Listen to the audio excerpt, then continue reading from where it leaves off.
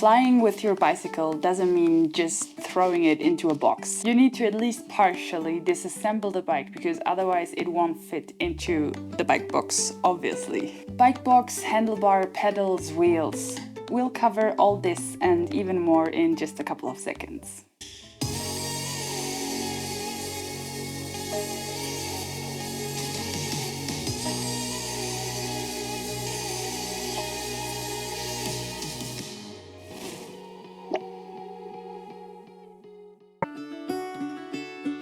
Adventure, cycling, living off the grid. And then, bam! No electricity.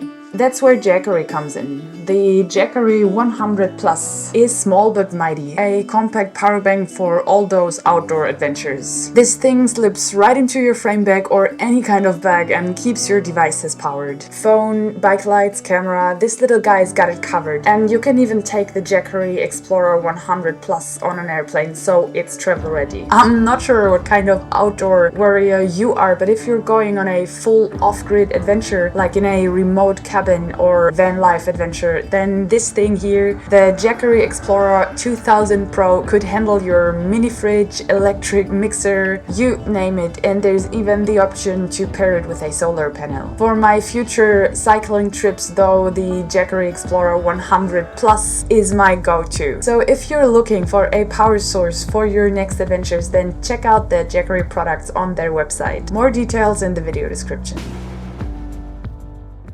Hi, I'm Lara, aka Giantcheerio, and I've been traveling the world by bicycle for the past 3 years. 5 months ago I reached India and now it's time to pack my bike and fly back to Europe. So today I will pack my bicycle, disassemble my bicycle to make it fit into this box, and then I'll be ready to fly to Europe. I always say there are like 3 major steps to make it fit into the box. But before taking the bicycle apart, I would like to talk about the bike box itself. So first things first, the bike box. I know there are many pretty good bike travel cases out there, but in my case that doesn't make sense because after flying to Europe, I will start cycling again. So I wouldn't know what to do with the bike travel case, and that's why I prefer traveling with one of these bike boxes. This will be my second time flying with the bike, and for this time and the first time also, I just called several bike shops and asked them if they have some spare bike boxes, because usually bike shops, they just throw these boxes away because they don't need it. Most of the time you can just call a bike shop and ask them if it's possible to pick up a bike box, and they also should be free of charge. Like that was the case for me, like twice I got it for free, but I also heard from people that they had to pay like a very small amount of money for the bike box. When you call the bike shop, tell them your wheel size just to make sure that the bike box is large enough for your bicycle, because once you disassemble your bike and get everything ready, like you don't want to find yourself putting your bicycle inside the box and then noticing like, oh shit, it's not gonna fit. Also, ask the bike shop if they have packing material, like these plastic fluffy things to protect your bicycle inside the box. I don't have any protective material because I am using my bike bags. All my panniers, clothes and everything I've been using during the past 3 years, and I guess that's enough packing material and enough to protect my bike. Then one more thing which I tend to forget, that's why I'm mentioning it here. Make sure to mark the position of your seat post, because when disassembling your bicycle you might have to lower your seat post, or maybe you might have to take the seat post out, and when you have a mark on your post, then you know exactly where to put it when you put your bicycle back together. Then I'd say let's start taking the bike apart. First the handlebar, then the pedals, and then the wheels. Some of you might be like, what? And what about the derailleur hanger? Yes, I'm gonna talk about the derailleur hanger as well, but I'm gonna talk about that when I'm talking about the wheels. Then let's start with step 1 of disassembling the handlebar. Some people just loosen some screws and they turn their handlebar, but for me that's not possible because my box is not long enough, so I'm just taking the whole handlebar off. I remove these 4 screws here, and then I take the handlebar off, and it's super important to put these 4 screws back in. A while ago I already disassembled my handlebar, and somehow, I don't know why, I forgot to put 2 of the screws back in, and that's why I have 2 very nice silver screws now. Put your screws somewhere where you can find them again, and I'm talking of all the screws, or just put them back in after disassembling the handlebar. Once you're holding the handlebar in your hands, you can just attach the handlebar to your top tube by using some cable ties. I'm using my straps here and they do work the same way. And that already was step 1. So let's move to the second step, the pedals. To be honest, for me, removing the pedals is always pain in the... Whenever I have to remove my pedals, I am very close to throwing a tantrum. It's so freaking hard to loosen the pedals. Somehow they start turning, then my Allen key falls down, and I need so much strength and force.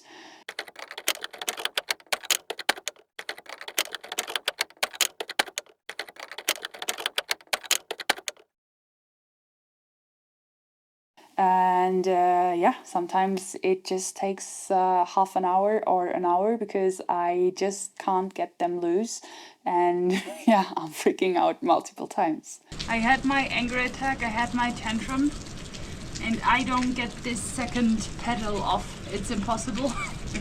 It is impossible. So this is like I don't know, the solution for me right now is to just take this whole thing off, turn it around, and then I should be fine. It's annoying. It's So this is the emergency situation.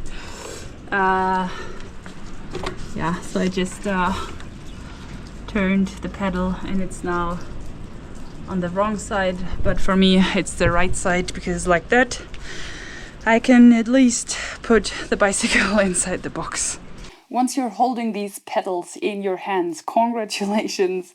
You solved the hardest part of disassembling your bicycle. Then also, please do not lose your pedals. That would be quite stupid. Don't just throw your pedals into your bike box like this. They can always fall out through the carry holes of the box.